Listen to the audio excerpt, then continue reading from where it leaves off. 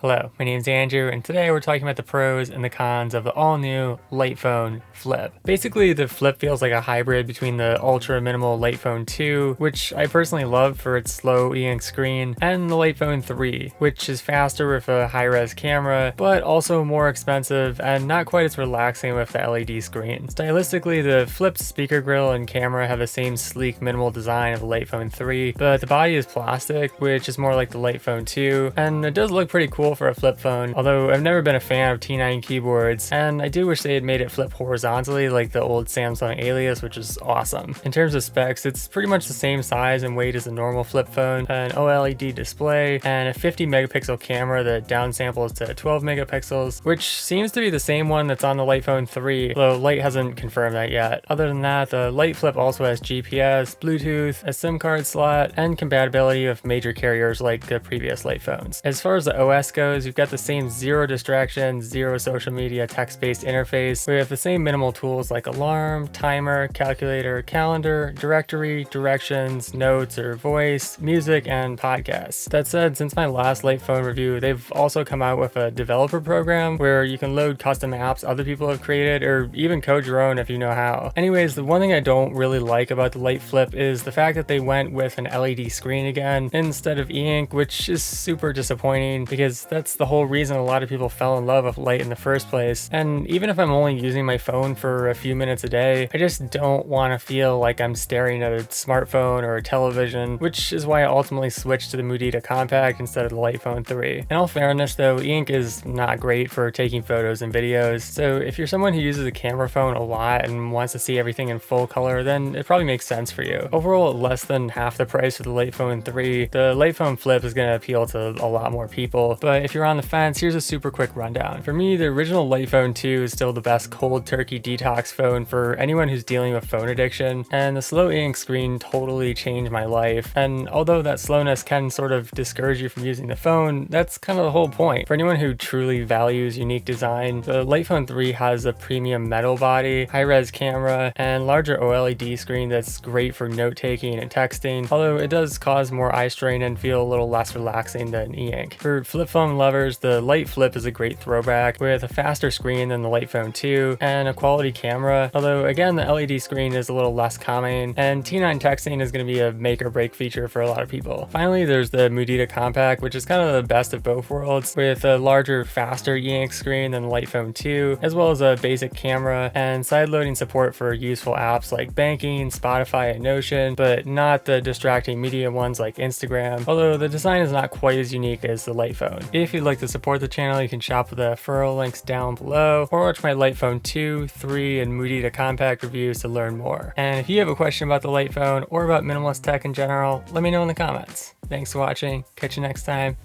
Peace!